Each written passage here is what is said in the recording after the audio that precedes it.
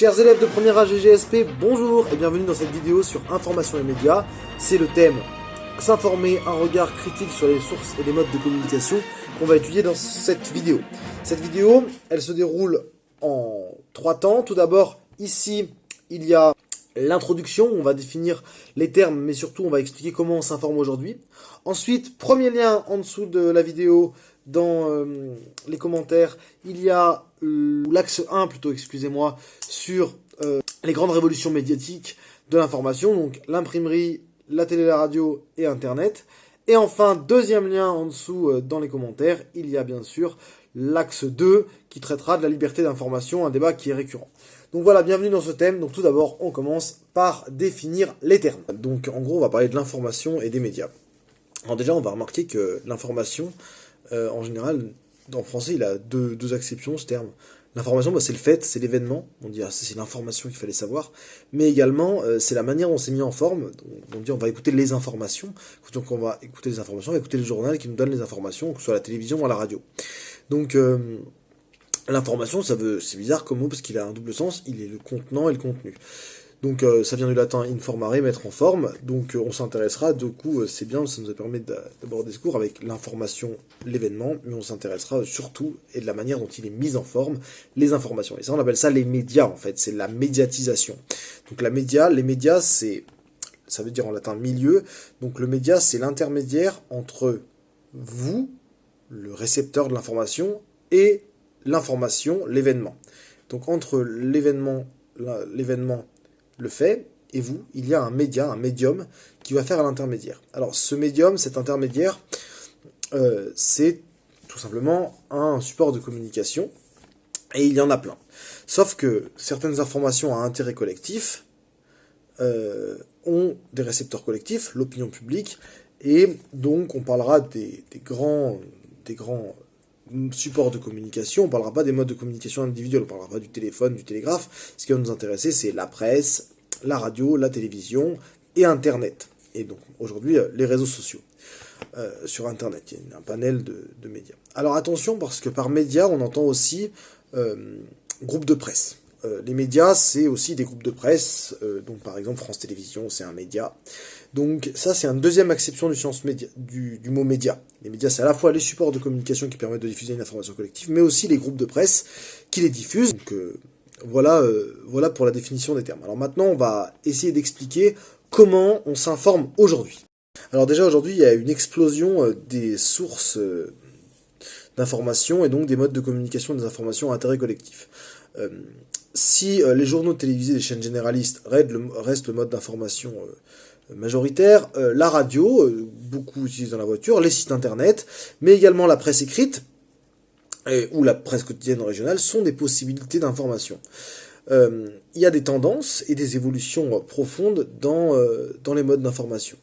Globalement, la télévision est plutôt regardée par les familles, par les personnes plutôt âgées, alors que les sites internet, mais surtout principalement les fils actus ou les réseaux sociaux sont plus fréquentés par les jeunes populations. Il y a une différenciation donc des modes des supports de communication selon l'âge, mais également selon le milieu social. Si on prend par exemple l'accès à Internet, il est proportionnel avec le niveau de diplôme. Plus on est diplômé, plus on a accès à Internet, donc au mode d'information lié à Internet. Également, plus on est en ville, plus on a accès à Internet, et plus on est jeune, plus on a accès à Internet.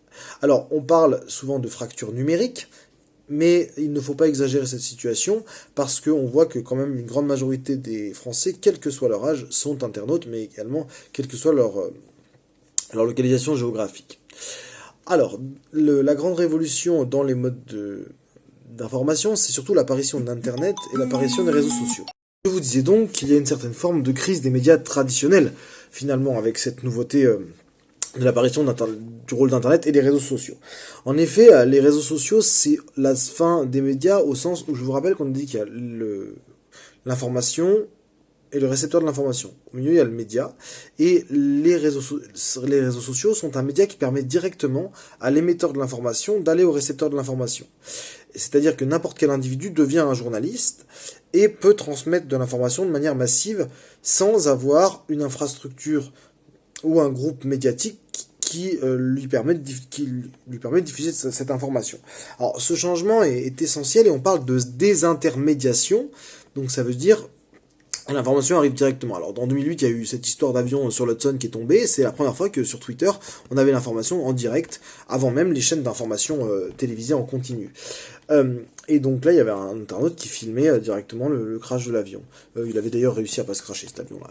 Voilà, et alors cette tendance, elle va aussi permettre l'émergence des réseaux sociaux comme sphère d'information, ou alors des gens ou des groupuscules qui ne peuvent pas s'exprimer médiatiquement trouvent un espace de liberté, donc souvent des groupes d'extrême droite et d'extrême gauche, et souvent cela va entraîner une perte de confiance dans la sphère médiatique parce qu'on retrouve dans ces nouveaux médias que sont les réseaux sociaux des choses qu'on ne trouve pas dans les médias qualifiés de traditionnels. Alors il y a l'idée que une perte de confiance, notamment des jeunes ou des populations qui ne sont pas représentées, comme les gilets jaunes par exemple, dans les médias traditionnels. Et on en arrive donc aux médias traditionnels. Alors les médias traditionnels, la presse, la télévision ou alors la radio, ils ont des orientations politiques qu'il faut connaître. Et ça, c'est aussi quelque chose qu'on va avoir dans ce chapitre. En effet, un média effectue un traitement de l'information. Ce traitement de l'information est partisan. C'est-à-dire que un média, c'est pas un filtre transparent. Et on va vous donner à voir, sous un certain angle, les informations. Il y a des journaux de gauche, il y a des journaux de droite, il y a des télés publiques, il y a des télés privées, il y a des actionnaires dans les médias, et ça entraîne une coloration du filtre.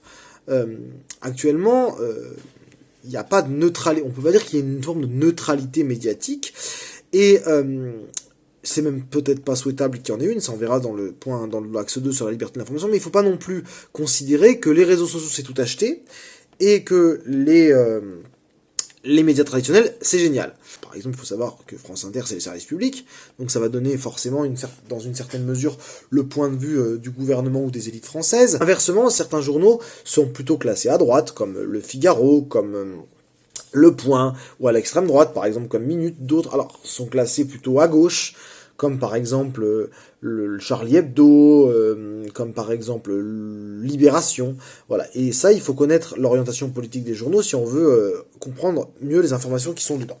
Et je vous ai dit ça pour les médias parce que aujourd'hui, un média traditionnel offre une analyse et offre une qualité d'information qui a la qualité de la vérification, parce qu'il aura effectué par des informations qu'il aura prises dans des agences de presse les informations, mais il aura le défaut du filtre et donc de la non-neutralité. Et ça, c'est aujourd'hui quelque chose qui vient compliqué. Alors, on va donc terminer cette problématique. En plus de la perte de confiance des médias, qui était le premier aspect de la problématique, on va voir qu'aujourd'hui, dans un monde numérique, et comme ça l'a toujours été finalement, l'information est quelque chose d'essentiel. Pourquoi ? Parce que quand une information paraît, elle peut avoir une grande influence sur le cours des choses. Dans l'affaire Fillon, par exemple, quand il a été révélé que Pénélope Fillon exerçait un emploi fictif au service de son mari lorsqu'il était député, ça a complètement mis à mal la candidature à l'élection présidentielle de François Fillon en 2017. Alors qu'il était favori. Donc ça a eu un impact important sur le fil des choses. L'information, c'est le pouvoir. Et les médias sont souvent qualifiés de quatrième pouvoir, en plus du pouvoir législatif, du pouvoir judiciaire et du pouvoir exécutif. Et ces médias, à l'heure de l'informatique, sont en pleine révolution. Et ben c'est pourquoi ce thème, c'est important, parce que ça nous en dit beaucoup sur le fonctionnement de notre société, et surtout du pouvoir dans notre société. Alors on se demandera tout d'abord en quoi les modes d'information ont évolué dans le temps, comment et pourquoi certains pouvoirs politiques contrôlent l'accès à l'information et jouent de sa possession, et enfin dans quelle mesure le libre accès à l'information permet-il l'exercice de la démocratie. Voilà les questions qu'on se posera dans ce thème. Donc je vous laisse aller voir maintenant dans l'axe 1 les révolutions de l'information et dans l'axe 2 la liberté d'information, un débat récurrent. Voilà, bonne séquence et à bientôt.